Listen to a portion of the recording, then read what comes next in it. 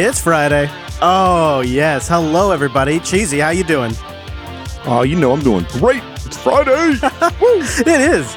I got so much to share this week. This is a nostalgia-rich episode this week because we're going to talk about the first PCs we ever laid our hands on. Our very first PC. Might make me feel a little old. To help me along in this journey, Drew and Wes are here too. Hey, guys. Hello. Hey. Happy Friday, guys. Happy Friday. Happy Friday. Friday. This might be a quick one because I got to rush out of here. Not only is today like a special day in general, but I have finally been talked into going to the doctor about just horrible sleep habits of mine. So I'm rushing out here to go see like this special sleep doctor that made emergency time available for me. Like I feel like big time right now. But also, it's the last day of school for my kids. So we're going to like try to take them out and go do something fun and all that kind of stuff. Man, do you remember, like, speaking of nostalgia, do you remember how awesome the last day of school was? Oh, dude. It was so good. Like, the teachers are all chill, right? The teachers are all chill. All the kids are happy. Everybody on the bus is happy. The bus driver's happy. The school district employees are happy. You get out, like, kind of like around your lunchtime. It's just the best. Oh, dude, it was the greatest. And then like that first week when you're, at least for me anyway, it was like in the neighborhood with the neighborhood kids riding your bike around, wandering off in the woods, building forts and stuff all summer. Good memories. Yeah, very good memories. It's my best memories of school are the last day of school. Isn't that kind of funny? I don't know what that's about.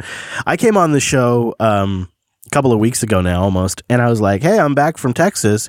I think I'm okay, but I think I might got a chest cold. I feel a little sick. Anyways, moving on. It's already starting to feel like the whole appendix rupture situation all over again. So what is that? That was like 14 days ago or something. So that's how long ago it was. And it's gotten significantly worse.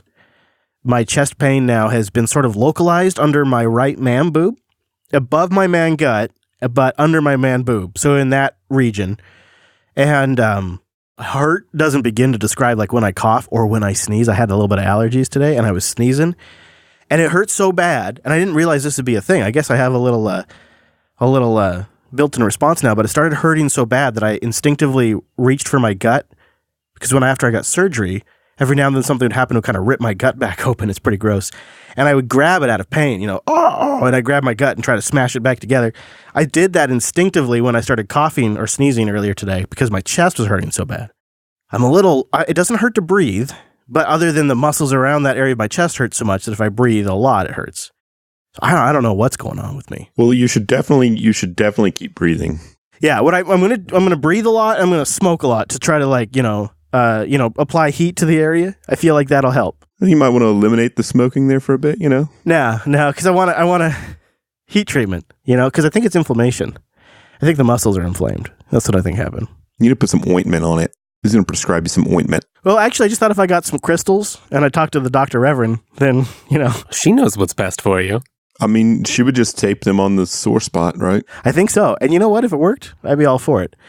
I haven't had a chance to call her back yet. I've been a little busy. We're out of here next week.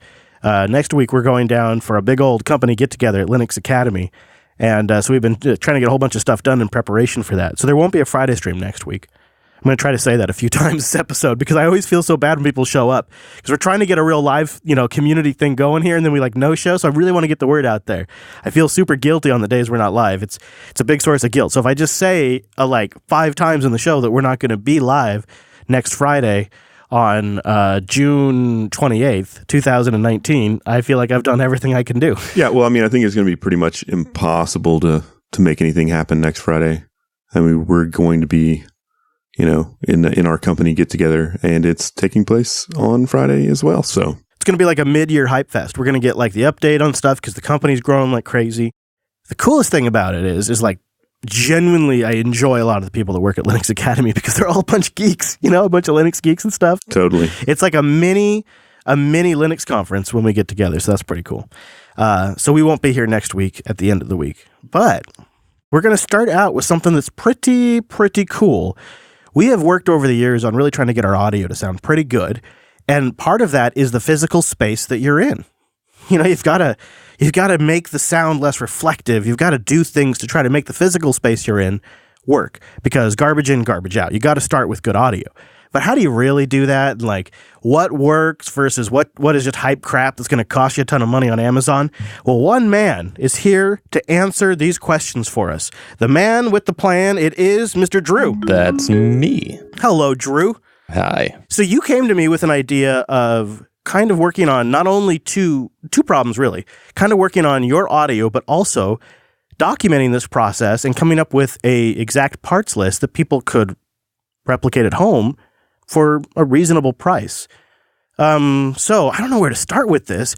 I kind of want to start at the end. Like, grand total, do you know how much we've spent on this new recording setup of yours? Yeah, it's under $400. Yeah.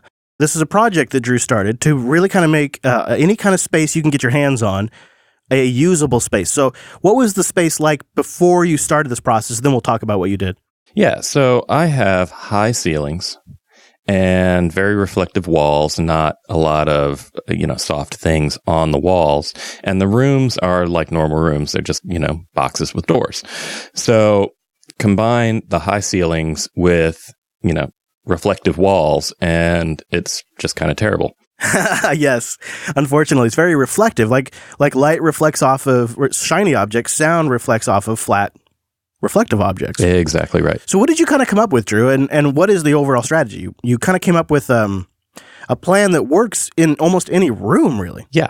So essentially, the way I wanted to do it was somewhat modular, so that if you weren't recording for a while, or, say you were using a guest room like I am, you could kind of collapse it, or at least move it out of the way, so that you can, bring your guests in, like say your in-laws are in town. You can not have them, sectioned off with part of the room just completely inaccessible because you've built this gigantic structure that can't be moved. You could also use this in an office building, like maybe in a conference room. If you were a business that wanted to launch your own podcast, you could take over a room and set this up, and you could get decent sound out of one of these office rooms. Yeah, 100%. So what I ended up doing was, it all hinges on using this room partition that I purchased, along with, Linux Academy purchased it to be on the level there, but took that and attached a bunch of acoustic foam to that partition. And then I also attached acoustic foam to the walls behind the desk where I'm sitting. So this partition wraps around the corner that I'm sitting in and forms the shell. Now, because of the high ceilings, I also need something over top of me so that things aren't bouncing up and back down, which creates a lot of reverb.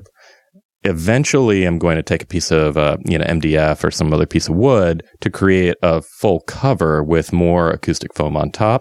But for right now, I've got a comforter that's tacked to the wall and draped over that partition. So it's astoundingly simple, but the results are phenomenal. I like the partition you picked because it's pretty flexible, but it's not unreasonably priced. It seems like it's decent build quality as well. Yeah, I did break one of the hinges. And that was just from, having foam in there and then trying to collapse it down a little bit. The hinge just stripped right out. Taking that out of your paycheck, Drew. Unbelievable. Hey, I fixed it with zip ties. Oh, well, then problem solved. So it's not perfect, but for the price, it's pretty damn good. And you're, a sound guy. What do you think? Are you pretty happy with the results? So far, yes. Now, I do need to actually sit down and take some SPL measurements to see exactly how much it lowers the ambient volume. But to be honest, lowering the ambient volume isn't really the scope of what we're trying to do here, because this acoustic foam is not soundproofing.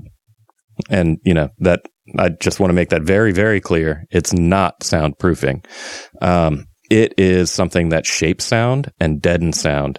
So while it's not going to keep every sound in the house out, it is going to help to make the sound that's in the environment that you're recording in much, much better. Right. And the sound that's around the microphone, to say it another way, the sound that's close to the microphone will sound better. If there is a siren outside and you're near a window, it's not going to take care of that. What we got to do is we got to get we got to get a parts list and all that kind of stuff up on the show notes. Or I know you want to put a whole like instruction guide too, or something together on GitHub for people. But so maybe a parts list or something for the show notes would be good, because I really encourage the community to look into this as well. Because if you've got decent sound and you start coming on our shows, be it the Friday stream or Linux Unplugged, and you start participating, that's pretty much all it takes to be involved. Like, we'll start working with you more and more. So Drew's Guide is a great way to get there, or even just get good sound for your own podcast or your own production you're trying to do. So you're pretty happy for $400-ish bucks? I'm very happy for the amount that's been spent on it so far. The cover shouldn't be much more. MDF is cheap, and another hinge to attach it to the wall and call it a day. I'm surprised at the quality of this given how inexpensive it was. I have had some crazy recording setups over the years. Oh man. I wish I could have done videos of all of them, because there were some pretty hacky ones, because it's all about just killing the sound. If it's carpet or if it's drapes or whatever. The foam is kind of nice because you can install it in very specific areas, and it's got that nice consistency. You can cut it. You can order it on Amazon. Right. That's nice too. Awesome. Well, I'd be kind of curious to know what you do with this in the future. So if you do any kind of big modifications to this or you evolve it, keep us posted and we'll update people. Absolutely. I do have some plans. I got to figure out some way to get, cold air into this thing. Because it is quite warm right now. Oh, yeah. That's another day, I think. Good old sweat box. It is always so hot because you do all this stuff to kill sound and it makes it warm. And, of course, the air conditioner, both the sound of the blowing of the air, but also the compressor running, are just horrible on recording. So it just gets so hot. So, Drew, while I got you, are you familiar with the term Amazon Flex? No. Is that a new Amazon product? It kind of is. It's a new Amazon initiative that's rolling out in certain areas like San Francisco and Seattle, and they're about to expand it bigly, as our president would say. And I thought now would be a great time to kind of introduce everybody to Amazon Flex, because you'll notice regular old people in just street clothes are walking up to your porch carrying boxes, and it's part of Amazon's initiative to essentially Uber delivery. Amazon Flex is available in about 50 U.S. cities. Anyone over 21 with a driver's license, auto insurance, and at least a mid-sized sedan can sign up. After clearing a basic background check, drivers in areas with open spots can start picking up and delivering packages. Amazon wouldn't disclose how many drivers have signed up or what percentage of its last-mile deliveries are made by Flex drivers compared to its shipping partners. But it did tell us the program is expanding. We build out these small businesses of the delivery service providers, and we have Flex, which is our on-demand crowdsourced delivery piece. So we need all of that to meet the various types of delivery we do in each of our geographies, and I think you're going to see expansion on all fronts there. Flex is part of an overall broader strategy, including their own trucks, their own shipping vans, drones. It's really all in a response to increasing costs from UPS, FedEx, and the Postal Service here in the States. In the last quarter of 2018, Amazon's shipping costs jumped 23%, reaching a record $9 billion. Until an item arrives at a warehouse near your home, it can be shipped in bulk. But then each package needs to be hand-delivered to a different address, which takes a lot of people and a lot of time. Amazon pays to outsource much of this to carriers like UPS and the U.S. Postal Service, which charge a fee. And those fees just went up. In January, the post office increased its last-mile shipping rate by 9 to 12%, depending on package size. Ouch! The less Amazon can rely on these shipping giants, the more it can control these costs. It's building up its own logistics network, delivering 26% of its own packages last year. For last-mile delivery, Amazon has small business partners, some delivering out of 20,000 Amazon vans. And in 2015, it launched Amazon Flex. So Flex is this newer sort of slow roll that they've done because it's very complicated. You take average people, you have to have a sedan, and you have to pass a moderate background check, and you are essentially an on-call driver for Amazon. You show up at their warehouse, you load up your sedan or your small truck with packages that you just cram in your vehicle, because it's not like their vehicles are built for this, and then you head off into what should be a 3-hour radius, but of course, in areas like California and Seattle, it's horrible traffic. Flex drivers are paid an hourly rate with a set time to complete deliveries within, so many feel pressured not to stop. Do you feel like you have time to take breaks? Do you feel like you can find a restroom? No, absolutely not. So I try to go before my shift and then just hope that I don't have to go during it. Some drivers, like Elbert, asked us for varying degrees of anonymity because they want to protect their privacy or their ability to keep working with Amazon. You definitely feel panicked a little bit. You're already an hour in. Because they'll send you someplace and there'll be traffic. I'm in LA. There's traffic all the time. I have to deliver 20-some packages each hour just to finish within my block. So, you feel anxious and stressed. This isn't going away either. This is just going to spread. Amazon is motivated to do this because they want to get Prime shipping down to 1 day. They're in a competition with Walmart here in the States to get Prime shipping down to 1 day. The post office, UPS and FedEx, they're raising their prices. And the gig economy seems to be booming like never before. So, this is obviously a direction Amazon is going to continue to go. I don't know quite how I feel about it because, and you can get the full video linked in our show notes. It's from CNBC.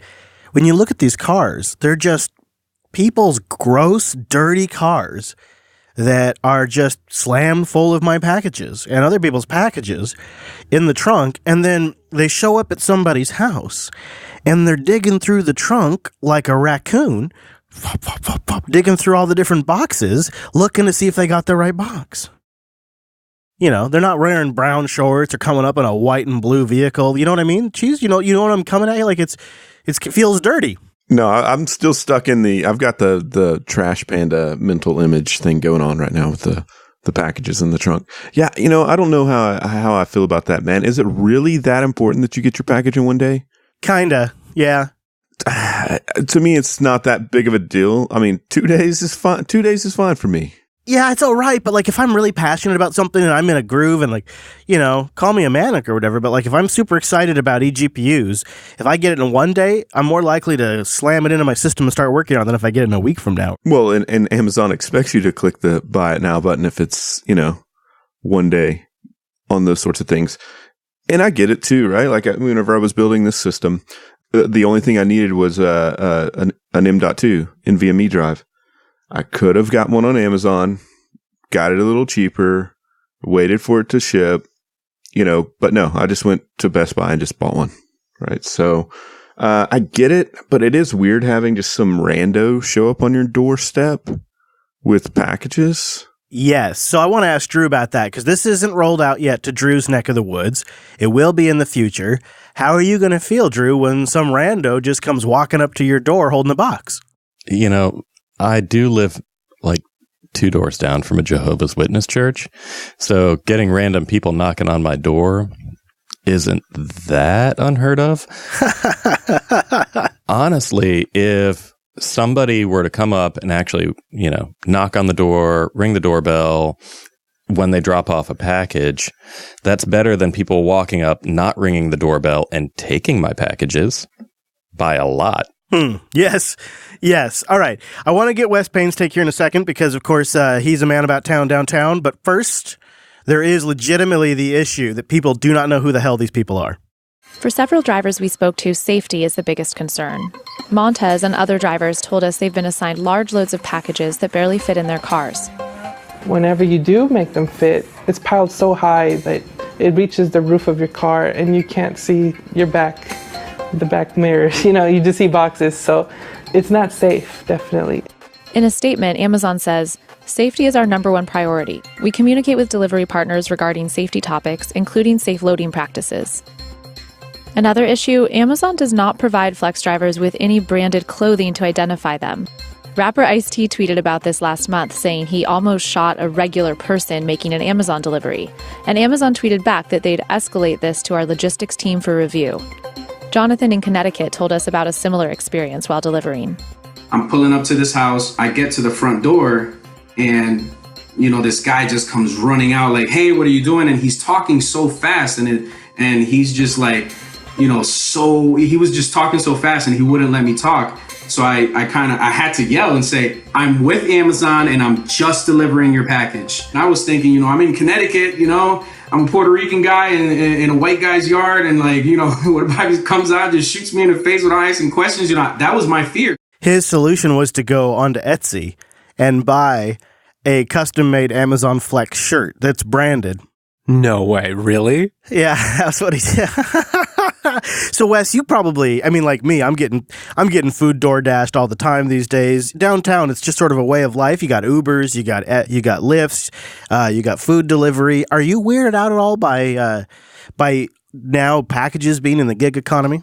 It's funny. I hadn't considered the sort of private residence aspect because, I'd say at this point, probably most of my Amazon packages, which admittedly these days is not that many, but the ones I do order, they're almost all delivered by Amazon Flex people. It's just kind of standard now. Mm-hmm. Yeah, you get used to it. And it does mean, it does give them flexibility, and it does mean I get things a little bit faster, although I then have to sort of, it's been a little bit difficult at times, especially as they first rolled it out, because it's a different sort of escalation path about how where did my package go? Or they'll show up at very strange times that FedEx or UPS wouldn't deliver at. Yes, that has been the weird part for me too. It's not to get really deep on this, but it is something that crosses my mind. If we go into a world, say 5, 10, 20 years from now, where you have these tech companies that are literally the size of nations, and so the world kind of consolidates around them, I would imagine the gig economy would become more and more prevalent. Like this, along with Uber and DoorDash and all the other ones, are just the beginning, I have a feeling. And if you think about it from a flex driver's perspective, nothing prevents you from also using Lyft and Uber, and nothing says that if you're in the right market, Flex isn't a better deal because you don't have to worry about ratings. You don't have to worry about people. You just have to deal with Amazon. If you're in a busy neighborhood where traffic's really bad, it sounds like it's pretty stressful. But if you see regular old folks walking up from their sedans and dropping off packages on your porch, that's Amazon Flex.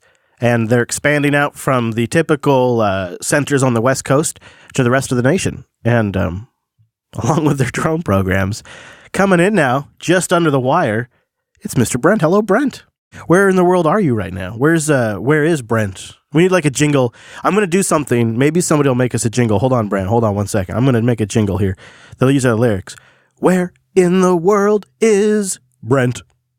Now, somebody just take that and remix that for us, and we'll make that a soundboard clip. I think the Carmen Sandiego version is a little bit more kitschy, but we can work on it. It is. Well, I was riffing. Yeah. I guess maybe somebody else could do a better job. It's the beginnings of something wonderful, I'm sure. So, where? Okay. So, I am maybe 3 hours east of Toronto. So, what would you call that? Southeastern Ontario? Wes, can you tell what I'm already loving about the explanation of where he's at right now? Can you guess what I love about this, Wes? It's the continued adventures of Brent. I love all of it. I know. If you asked me where I'm at right now, I'd say it would be a one-word answer to be, I'm in the studio, or I'm in Seattle. If I ask, where's Wes? He'd say, I'm in Seattle, or I'm in Olympia if he's seen his family. Or yeah, the name of the largest town nearby, right? Yeah, right. But when you say Brent's well, now take 15 paces north of this landmark. Yeah, just give me a one-word answer. So I do know the name of the largest. I don't think it's considered a town. I think it's a hamlet. Okay. Okay. Which is about, I think it's 2 kilometers east of where my exact position is right now. Is called Centerton, Ontario, and it's not the center of anything. It's 3 houses on a corner. That's about where I am, and I'm not actually quite sure where I am yet. I'm still getting my bearings around here. Are you rubbing 2 sticks together to get internet right now? How's that working? I'm in this old stone building on a farm, and I'm on the 2nd floor, which is roasting. So maybe similar weather to what you have in the studio. And I get really good cell signal, so I'm doing all right. Well, I'm glad you're here because we're about to get into our first computers. We're going to tell the story of our very, very first PCs. And I thought to set the tone, I thought maybe I'd play a few clips from my what I'm calling my coming awake era in computers. I was aware of computers. I was using computers in the 80s, but then they were really just a means to play video games or break my dad's computer. But there was a moment in PC history that I really think I transitioned from an average consumer to an enthusiast. And ironically, it wasn't even for a platform I was using, but it was for the Pentium PC. And I gotta take you back in time right now to the good old days of 1993, when Intel had just significantly ramped up production of what was called the new Pentium processor, while most of us were using the 486. In the Random Access file this week, Intel has announced the first round of price cuts on the Pentium processor. The company says prices will be cut up to 18% in the second quarter of '94. Intel says quick adoption of the Pentium processor by more than 100 manufacturers has led to the quickest ramp up in Intel history and the ability to move into high-volume, lower-cost production. Intel predicts that Pentium machines will account for 15% of the PC market in 1994. The company also announced a 15% price cut on 486 chips. Yeah, get them while they're hot. Actually, they weren't very hot, as a matter of fact. And Intel, they saw the entire world ahead of them. Nothing but gains. Multimedia users and application developers hungry for more power are natural market niches for the Pentium, in addition to single and multiprocessor servers. That customer base will expand as Intel continues to develop new versions of the Pentium. Over time, we expect to be able to move the Pentium processor into the entire range of personal computing, and for that matter, all of computing, mainframes, handheld machines, you name it. And to do that, we'll have to do specialized versions of the Pentium chip. So there'll be versions that are very, very low power, aimed at portables. There'll be versions that are very powerful, aimed at servers. And there'll be a variety of different Pentium processors right at the mainstream, aimed at the personal computer market. It sort of sounds obvious now, but I want you to understand, the first computers that I had my hands on, they didn't need CPU fans. They didn't even need heat sinks. You would open up the case, and the CPU would look like just one of the chips on the motherboard. There was nothing really kind of unique about it.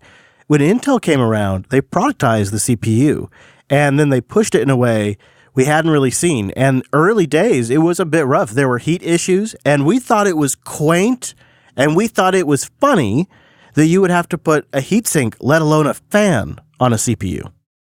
PC Week Labs has run extensive tests on all of the existing Pentium-based hardware. They discovered that heat generation was a problem during beta testing, but since the addition of cooling fans, lab director Jim Louderback says all the systems are performing quite well. They've got cooling fins on them, kind of like a Cadillac, 3 or 4 different fans. There's one machine, the HP back here, actually has the cooling fins, and then it has a fan sitting on top of the cooling fins, a tiny little fan.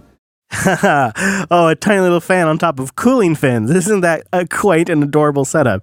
My first computer that I really got my hands on was an IBM PS2 at school.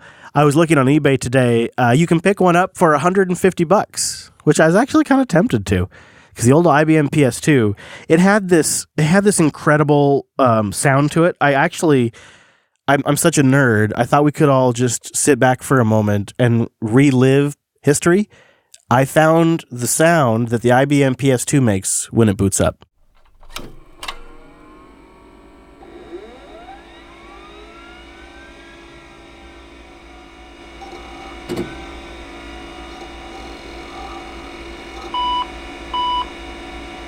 God, it's beautiful. Listen to that disc. Those fans. So robust. What you're hearing, that grinding noise, is the hard drive. And when you turn it off, you can actually hear the hard drive wind down. Was that the sound of like the actual head on the drive locking at the end? Like it clicked? Yeah, and then you could hear the spin down. You know, the computers had that visceral sound about them back then. You knew what they were doing. Those computers were my first computers, but they weren't my first PC. They weren't my first computer. I'll tell my story, but I want to hear Cheesy's. I want to know about your first PC. My first machine was a compact Presario 486. Oh, yep. Presarios. It was a great little machine, man. I mean, it did the job for the time. I remember upgrading it, throwing a CD-ROM into it.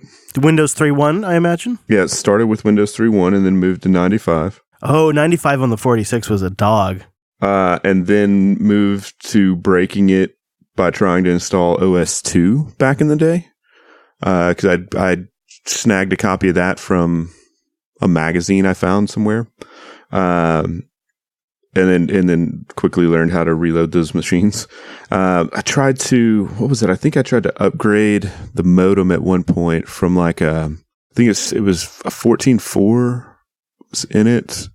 And I upgraded to, or maybe it was a 9600 that was in it. And then I upgraded to 28.8. Sure. And the ISA card, it had like a riser on it, right? And so the way that the inside, like whenever you peeled open the top, had a riser card that came out. There was no heatsink on the CPU. And then the ISA card would attach in the other direction, like parallel to the actual motherboard. And so whenever I got this other card, well, it was too long and there was all sorts of issues.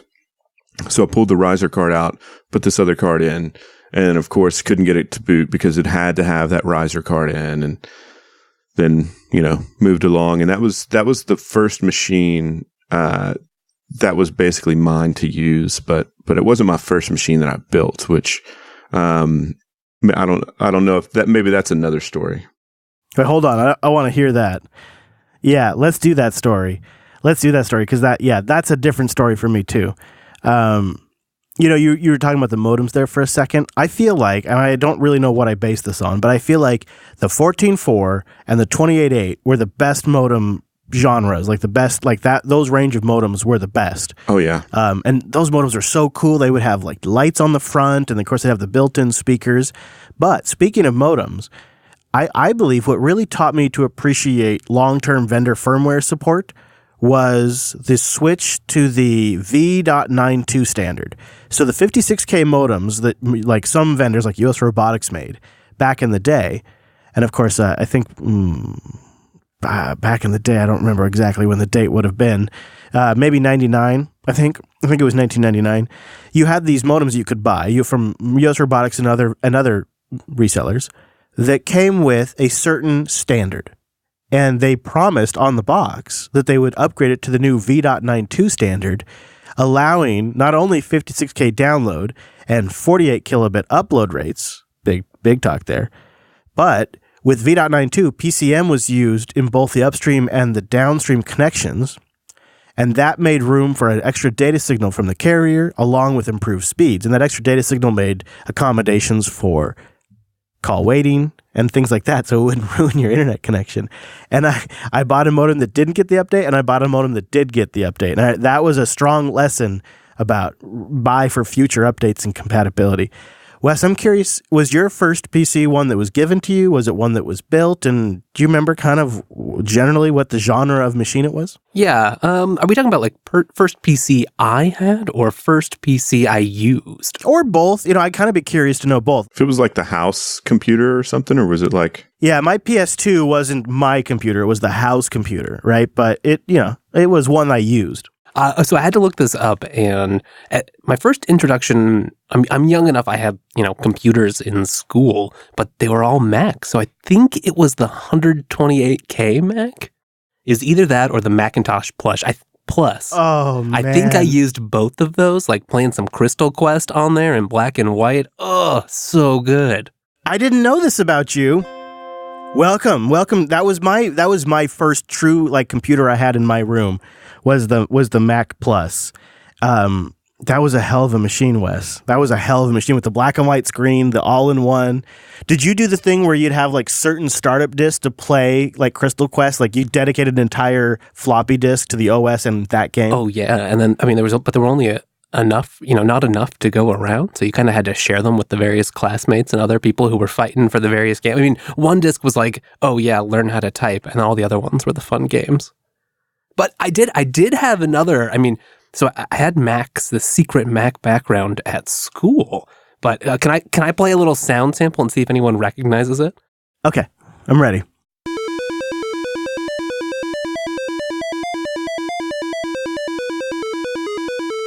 All right, did you get that? Yeah, I don't know what it is. Dude, that little jingle. It's the end bit of it. It's so good, right? So that is the DOS Paratrooper game. And while I had Macs at school, my mom was working on a master's degree and had an old IBM PC clone running DOS. See, that's funny. My folks, my mom, were separated. My mom was graphic arts, so she had a Mac, and my dad had the PC. So and the schools had a mix too. That's so funny. The Macintosh Plus and SE had some really good games. I don't want to gloss over that. I looked back at those recently, and there was some games that are pretty legit. I'm watching a trailer of Mac games right now. Like Tetris, there was of course, Crystal Quest. There was also that shuffleboard game where you go to an old bar. I loved the Mac Plus because I had a really tricked out one. I got one with an external 20 megabyte hard drive that connected over SCSI. What? Mm-hmm. And I also, I know this is really nerdy, but I captured the sound of those old systems as well. I just love it.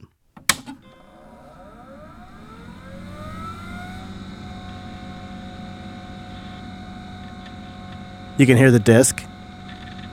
That's how you knew it was working. Making popcorn. That grind is so good. You really just, it feels like it. Your computer's doing something. You know it's doing something. And you pop a disc in. And now listen to the sound of the floppy disk. Tell me if that doesn't bring back memories. Wait for it. Right there. Wait for it. Right. Wow, dude. The data was transferring at the speed of the sound. Like, that's as fast as the computer could go. That brings back memories. I know. It's really crazy. Young people in the audience listening right now probably have no idea what we're talking about, but you would dedicate it might only be an 800 kilobyte. I'm not even joking. 800 kilobytes would contain the entire operating system for the Mac Plus, including the GUI and the game. And then if you were like a baller and you had a newer floppy disk drive, you could get 1.4 megabytes on those sons of guns.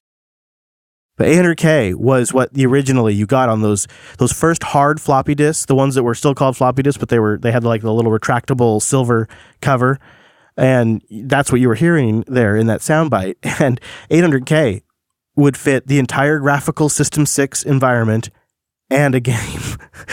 It's just, and as a kid, to be able to just like initialize is what they called it. You would initialize the disk and then just copy the system folder over, copy the game folder over, reboot and play. It was a totally different era. So my first experience on a computer, and I'm bringing this up sort of maybe out of turn simply because of the floppy thing. So my first experience on a computer was the Commodore 64, which I'm actually younger than most of you. But that was sort of our first household computer. And so I very keenly remember the 5.5-inch floppies where you're playing a game and all of a sudden the game, it's a text adventure game like King's Quest or something. And you have to pause the game, or actually the game pauses you and asks you to put in another, a different 5.5-inch floppy out of the, insert disk 6 of 9 to continue playing, depending on which adventure you chose from. And they don't really do that anymore these days, I guess. No, at most they'll do live patching. Technically, the first computer ever in my room was a Trash 80, hooked up to a television screen, which was a monster of a machine that it came with. You're not going to believe this. I think mine came because it was upgraded with a whopping 48 kilobytes of RAM, and the processor ran at 1.7 megahertz.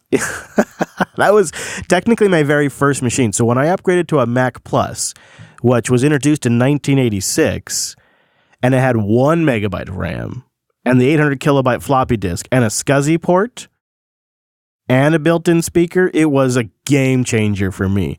And then when I got to move up to like bigger computers, like 16 megs of RAM, it was pretty nice. But there was a defining moment for me when I built my first PC. And I know, Cheesy, you were just about to mention your first PC that you built. That's the first one, like that's really your computer, the one you built. So my first machine, it was a beige box. AGP 2X. That was going to be it, man. AGP was going to be the graphic standard. It was like the NVIDIA, the TNT2, I think is what it was the card. A BioStar motherboard, AMD K6.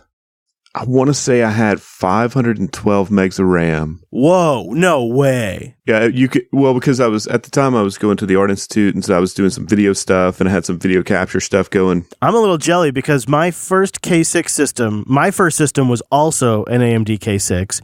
You got to remember back then, it's sort of like what's happening right now. AMD was just kicking Intel's ass again, and for the first time, and the K6 came out, and people like you and I were switching over to it like mad.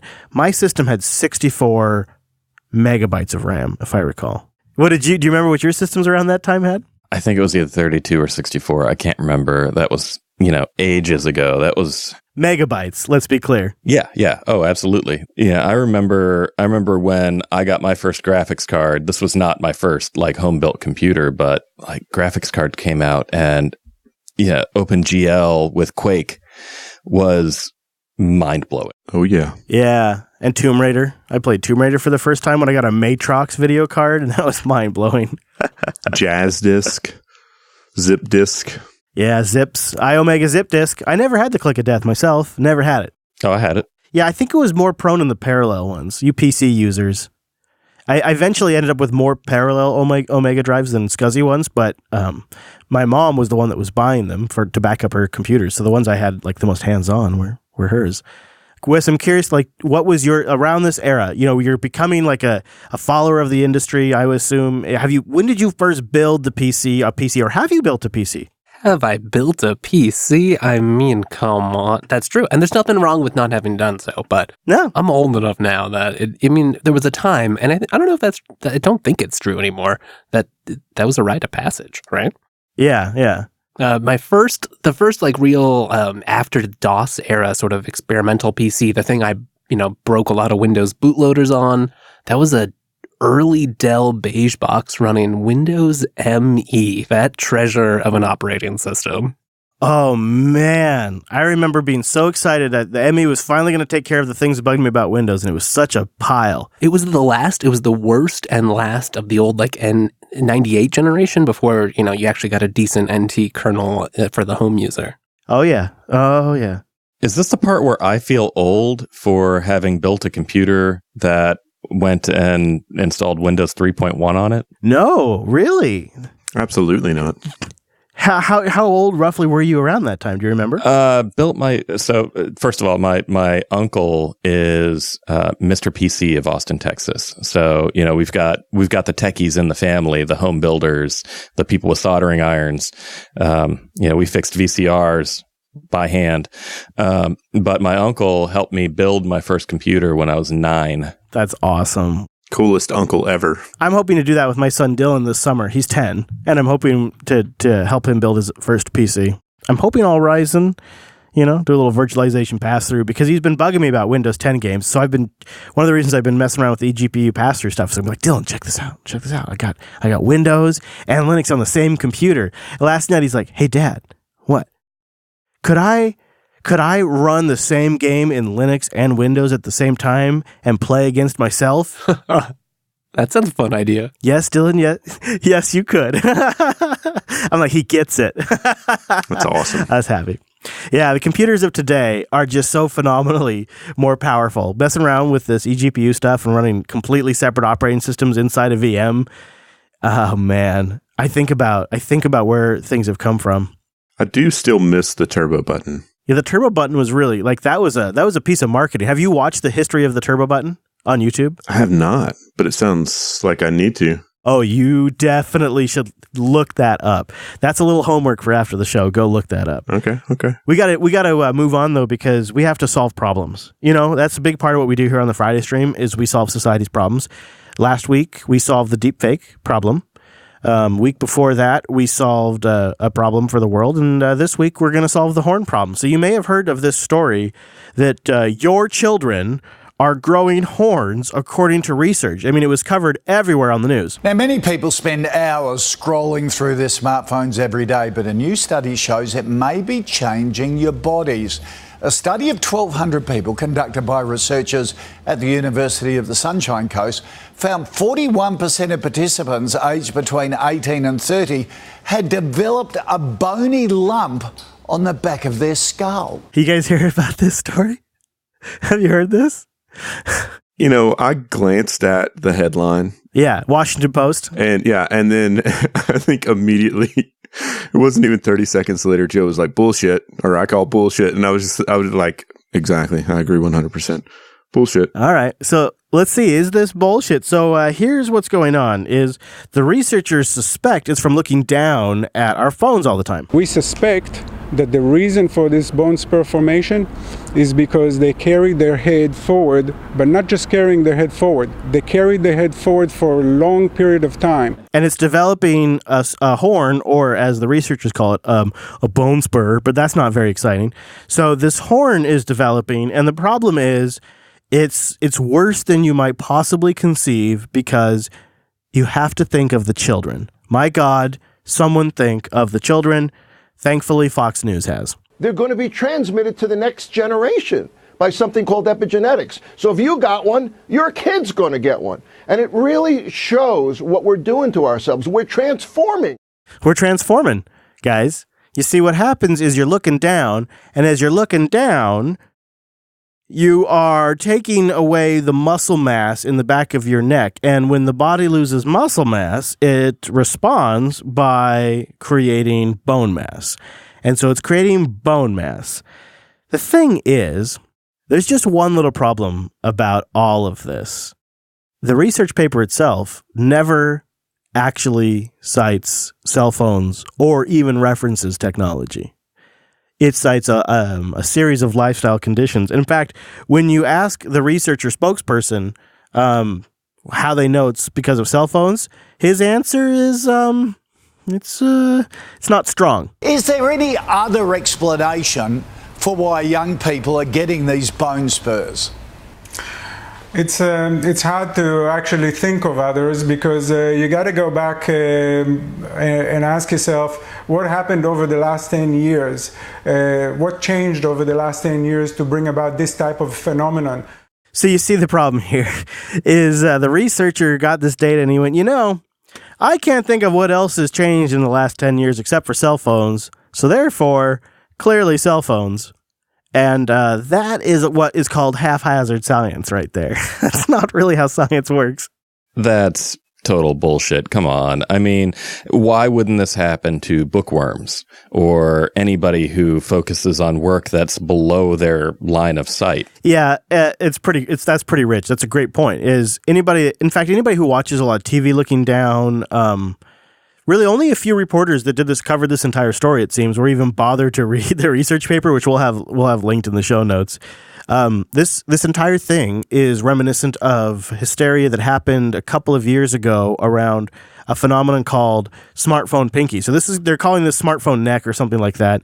There was a thing just a couple of years ago called smartphone pinky, which proclaimed that people's fingers were being deformed by the way they held their electronic gadgets and smartphones, and it was making our fingers bent. The fun thing about this one, they came up with a clever get out of jail free card, in that they have this brilliant argument that when somebody calls them on it, they can play. Now, what's most concerning about the findings is the horn-like spurs typically don't present until far later in adulthood. This is fascinating. Oh, it's fascinating. Yeah, so the spurs don't present until far later in adulthood, when it could be any number of hundreds of things in your life that cause them to happen, including just not even eating right. Can I just say that I mean, if I can have an adaptation that makes me more comfortable while I'm browsing my cell phone, which clearly isn't going to stop anytime soon, I'm all for it. Thank you, body. Right? And by the way, if you look at the pictures that we have linked in the show notes, it essentially looks like a goddamn bottle opener. So if you could put a beer back there and pop that sucker open, I think win-win. Absolutely. Maybe it's an antenna. You think? Well, and what I'm curious, like how many, studies, or how many people were in these studies? Actually, I do have the number. Hold on. It might have been in that, let's see. It might have been in the beginning of that clip. I think I do have the number. A study of 1,200 people conducted by researchers. 1,200 people. There you go. 1,200 people. I like, Brent's got a name for this phenomenon that I think we should go with. Brent, go ahead. Lay it out there. All right, so I actually found this in the linked article, and so there's phone bone, which is I think that would catch on pretty quickly. Ladies and gentlemen, we have a winner. I think the title was just born. The phone bone. Yeah, that's what it is. Oh, so there you go. See, we're solving the world's problems. We're solving the world's problems right now. I feel much better. I feel like we've accomplished something. I feel like we've accomplished something on the Friday stream. Don't you guys? Don't we always? Yeah, we always do. We're solving society's problem every single episode. Now that we've accomplished something, I think it's time to play Who Wants to Be a Millionaire? This week, we're changing it up. Wes is returning after losing last week horribly. He'll be playing for Tommy, who lost last week. And this week, a new challenger enters the arena, Mr. Drew, and he'll be playing for Emacs Romancer in our chat room. Gentlemen, Wes, you'll start first. Are you ready? I am ready. All right, Wes, you'll start first. Mr. Payne, for $100, when looking at a map, what direction is always north? Left, right, down, or up? Up, final answer. Oh, all right, look at you. Up, final answer. And Mr. Payne? You are correct, sir. Well done. $100? If I got that wrong, I mean, you should never let me navigate anywhere. No kidding, right? Good thing there's Google Maps, though. All right, for $200, where do you go to board a plane? A post office, a grocery store, an airport, or an amusement park? Well, okay, what if it's like a ride that looks like an airplane at an amusement park? That's a tough one. C, airport, final answer. All right, sir. I'm going to go ahead and guess you were correct on that one. Submitting it to the computer now. Yes, Wes, you were correct. All right, we're moving right on now to $300, Wes. You're doing great. Remember, when you get to $1,000, you will lock that in. And that, at least, whatever else happens, you'll be safe at $1,000. But right now, you have to get to there. You're two away for $300. Which of the following breakfast cereals is not produced by Kellogg's? Crispix, Apple Jacks, Lucky Charms, or Fruit Loops? Ooh, now that's a tough one. I think I'm gonna phone my cheesy. All right, stand by, Wes. We can absolutely do that. You do have 3 lifelines, 50-50, phone a cheesy, and ask the chat room. Let's go ahead and bring in Mr. Cheese Bacon. Cheese Bacon. Yes? Which of the following breakfast cereals is not produced by Kellogg's? Crispix, Apple Jacks, Lucky Charms, or Fruit Loops? Let's say Lucky Charms or Crispix. Crispix is definitely Kellogg's. Lucky Charms because it's so sugary. Like Kellogg's used to be known to be healthy, right? Like oats and health. 5 seconds, Cheesy. So maybe the sugariest one? All right. Let's see then.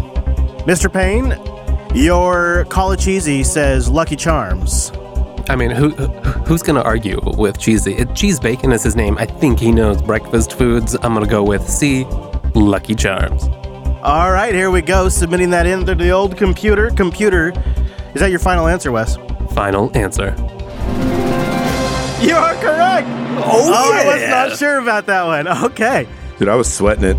Here we go for $500. What international radio signal word is used as a distress call? The international radio signal word used as a distress call. Help, Roger, 10-4, Mayday. Despite help making probably the most sense, I'm going to say Mayday. Final answer. I think you're probably right. Let's see here. Yes, Mr. Payne. You got it, buddy. All right, now for $1,000. This is the big moment where you will lock it in. What was Peter Pan before it became a book? A play, a song, a movie, or a poem? Remember, you do have 2 lifelines as well. I'm going to say, this is a tough one. So before it became a book, well, definitely not a movie. I'm going to say I'm going to say play. I think that makes sense. I'm going to go with play. Final answer. You are correct, sir. Ooh. You have locked in $1,000. Good job, Wes. You now move up to the next echelon, $2,000. That was a gamble, but I still got my lifeline, so I guess it paid off. I'm impressed. I wasn't sure what it was either, but that was a good guess. What state's flag has a portrait of George Washington on it? Washington, Montana, Ohio, or Utah? Washington State, final answer. I should know because I have one of these flags in my house. Yeah, Wes, you got it, buddy. You got it. Yeah, I was like, if he doesn't know that one. Okay, Wes. Now, for $4,000, what TV show features Ashley Abbott as president of a company called Jabbit? As the World Turns, The Young and the Restless, Guiding Light, or Days of Our Lives? Oh boy. This is not my area of expertise. Let's use the 50-50. All right, computer, please remove two of the wrong answers. You're left now with two choices. The Young and the Restless or Guiding Light? What TV show features Ashley Abbott as president of a company called Jabbit? The Young and the Restless or Guiding Light? Of the two, I'm most familiar with The Young and the Restless, so let's say that. Final answer. All right. I agree. I don't know what it would be either, but that seems like right to me. Let's see, computer, is that the correct answer? You are correct! Oh, no way. That's awesome. You got it, Wes!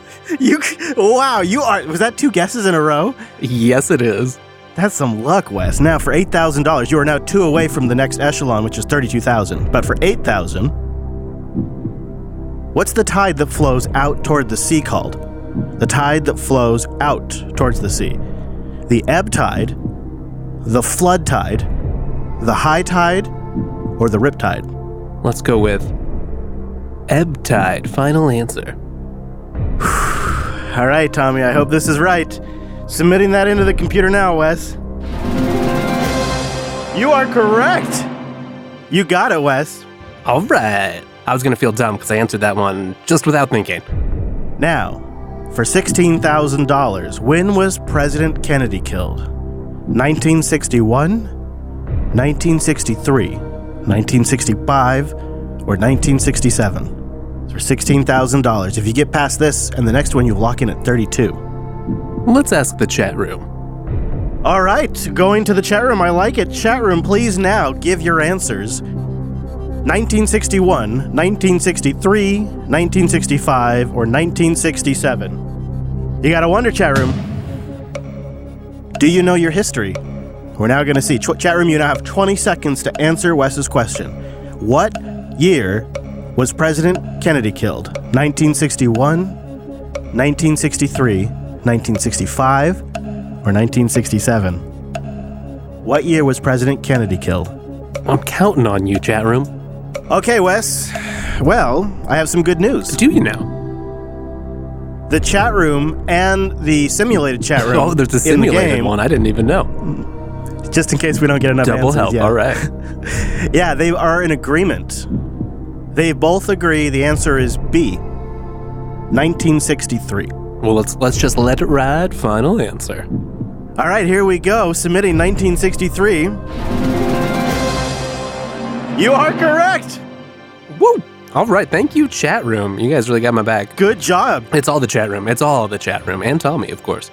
If you get this one right, you've locked in $32,000. That was, of course, the winning mark that Angela walked away with last week when Tommy lost. So if you get this right, this is going to be extremely hard for Drew to beat. What is a group of cults called? Cults. C-O-L-T-S. Cults called. A herd, a rag, a brace, or a troop? A herd of cults. A rag of cults. A brace of cults, or a troop of cults? Okay, well, I don't know about brace, and troop seems a little bit weird.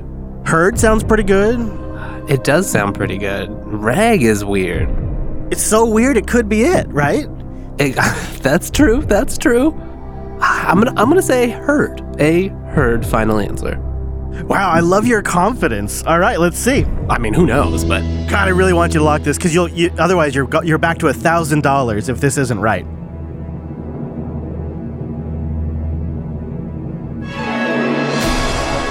Oh no! Oh, that's crushing. Another defeat. Oh God! It's a rag? God. That's the answer? It is indeed a rag, Wes. I am so sorry. Dude, you did so good on some of those, though. That's insane. All right. Well, now at least I learned something. Wes, I really, really want you to win the next one. Wow, Wes. Well done, though. Well done. Okay, so Drew. Yes. Thankfully for you, that means you only have to beat $1,000. So if you can lock in $32,000. You don't have to be so mean about it. I know. I'm sorry, Wes. All right, Drew, are you ready? I am ready. Let's do this. All right, Drew, for $100. What color is normally associated with a hot temperature? Red, blue, green, or yellow? Red, final answer. Yeah, you got it. Very good, sir. Moving on now. $200, Drew. Here we go. What animal is the symbol for the Playboy magazine? A monkey, an alligator, a bunny, or a warthog? Well, I should know this one. Bunny, final answer. And that's because he has many of them, not because of bunnies, not Playboys. Yes, let's submit that in there. That's right. You are correct. You got $200. All right, now, moving on to $300. You are now 2 away from that 1,000 echelon. What does the letter P stand for in the abbreviation ESP as it's associated with clairvoyance? Potency, procrastination, perception, or prodigy? Perception, final answer. Ooh, the man's on fire. Yeah, that's right. All right, so now we're up to $500, Drew. Good job moving right along. What color are the Green Giant's shoes on a can of corn? Brown, green, yellow, or red? Try to picture that in your mind there. Yeah, I think they might be brown, but let's do a 50-50. All right, taking away 2 possible answers. You're left with green and yellow. Let's go green, final answer. Really? All right, going green, final answer. You got it. You are correct? I figured it was a trick. Oh my gosh, you really got good. You good because I would have gone with yellow because you need to make them stand out from his body. So nicely done, Drew. What's the name of Donald Duck's girlfriend for $1,000? Daisy, Darlene, Debbie, or Dina? Daisy Duck, final answer. Yeah, that's right. I think you're right. Let's go see. Computer, is it Daisy Duck? Yep. Yeah, you got it, Drew. All right, Drew, guess what? You're moving up now to $2,000. Uh-oh. What instrument does Sam play in the movie Casablanca? The clarinet, the saxophone, the trumpet, or the piano? Oh, jeez, I never actually saw Casablanca. I haven't either. This is Sam. I can picture the movie, but I've never actually seen it. Yeah, we all know the "here's looking at you, kid," but I've never actually seen it. You still have 2 lifelines as well. Yeah, I'm thinking let's ask the chat room on this one. All right, chat room. Very good. Let's do it. We're going to the chat room now. Please give us your answers, chat room. What instrument does Sam play in the movie Casablanca? The clarinet, the saxophone, the trumpet, or the piano? Easy for me to say. All right, chat room, you now have 28 seconds. What instrument does Sam play in the movie Casablanca? The clarinet, the saxophone, the trumpet, or the piano? Let's see. I hope they get this for you, Drew. Now, the computer version of the chat room is pretty split on this, so I'll tell you what it says after our chat room gets a chance to weigh in here. What instrument does Sam play in the movie Casablanca? The clarinet, the saxophone, the trumpet, or the piano? All right, so the computer chat room says it's 50% the clarinet and 45% the piano. I'm inclined to go piano. Are you? It's a classic instrument that a lot of films feature. I don't really see a lot of films featuring the clarinet. It's also a bit more romantic than the clarinet. Not to be disparaging of the clarinet. Ouch. Yeah, I think I'm going to go piano, final answer. Final answer? Yeah. All right. That's bold, Drew. Let's see. That's good reasoning, if nothing else. You are correct, sir. You got it. Yes. All right. Nice. You've locked in $1,000 easily, and now we are moving up to $4,000. How many men are on board at the start of a chess game? How many men are on the board at the start of a chess game? 24, 28, 32, or 38? Well, let's go through this. So you've got 2 rooks, 2 knights, 2 bishops, king and a queen. So that is going to be 8. Double that to 16. And then for the pawns, double that again for the other side. And you've got 32. Final answer. All right, I like it. We got ourselves there via math. And you are correct. Well done. All right. Well, now with that $4,000 question out of the way, we are moving up to $8,000. What's the tide that flows out toward the sea call? The ebb tide, the flow tide, the high tide, or the rip tide? Ebb tide? Final answer? I hope you get this one right, since Wes just had to answer this. Be real embarrassing if I didn't. Yes, you are correct. All right, moving on. Next round, we're going to have to do like Linux questions, I think, instead of general trivia. All right, for $16,000, how many minutes is a 12-round boxing match? For $16,000, how many minutes is a 12-round boxing match? 45 minutes, 46, 47, or 48? You have one lifeline left. Yeah, let's phone a Cheesy on this. I think I have a pretty good idea, but I want to hear what Cheesy has to say. Oh boy, Cheesy. Mr. Bacon, how many minutes is a 12-round boxing match? 45, 46, 47, or 48? Mr. Bacon, you have 20 seconds. 12-round boxing match, huh? 45, 46, 47, or 48? I would 48. Not sure? Not sure. All right, thank you, Cheesy. We're out of time. Appreciate you. All right, so Cheesy says 48. The computer says 47. Computer's wrong. Cheesy is right. Reasoning being 2-minute rounds, 12 rounds, 48. Final answer. Oh, God, I love it. I hope you are right, because that would be incredible. Here we go. Oh, gosh, computer is at 48 minutes. Oh, no! Oh, is it 47? Whew, Drew, I am sorry to say. I gots to know. It is 47. It is 47. Really? I'm going to give the win to Wes since he made it a little bit further. He sure did. So we'll give it. So that means, Tommy, you are the winner of the Millionaire game. Congratulations, sir. Thank you for making it live. We appreciate it. He's made it a couple of weeks in a row to the Friday stream. As a reminder, we will not have a Friday stream next week. Just a reminder, we're going to be in Texas. That's right. Yeah, I don't know how we're going to solve the world's problems next week while we're in Keller.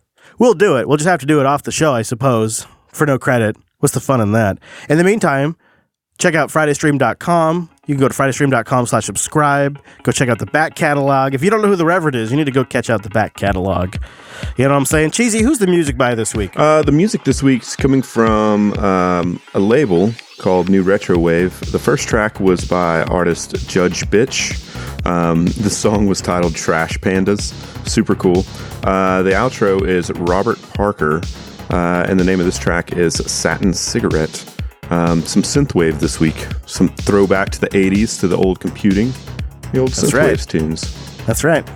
Well, thank you everybody for joining us. I really appreciate all of you who join us live at jblive.tv.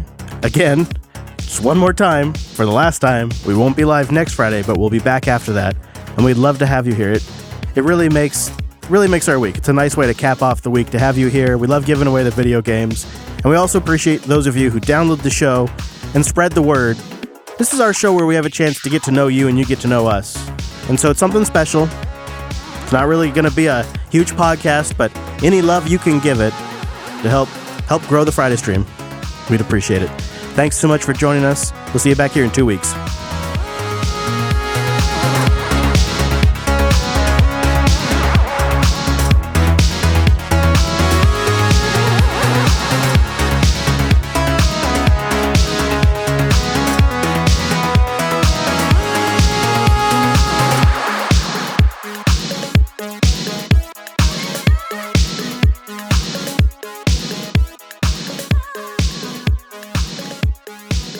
All right, jbtitles.com. Let's go pick our title. We heard you like fans, flexing like an Amazon, the phone bone phenomenon.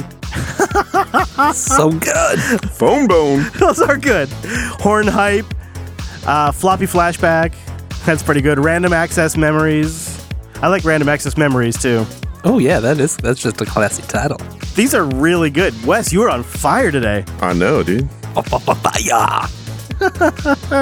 I'm going to run out of here in 10 minutes to go to the doctor's office. I don't know if I'll be able to pull it off. Oh, you'll make it. I don't know how one becomes the premier sleep doctor, but that's who I'm going to go see.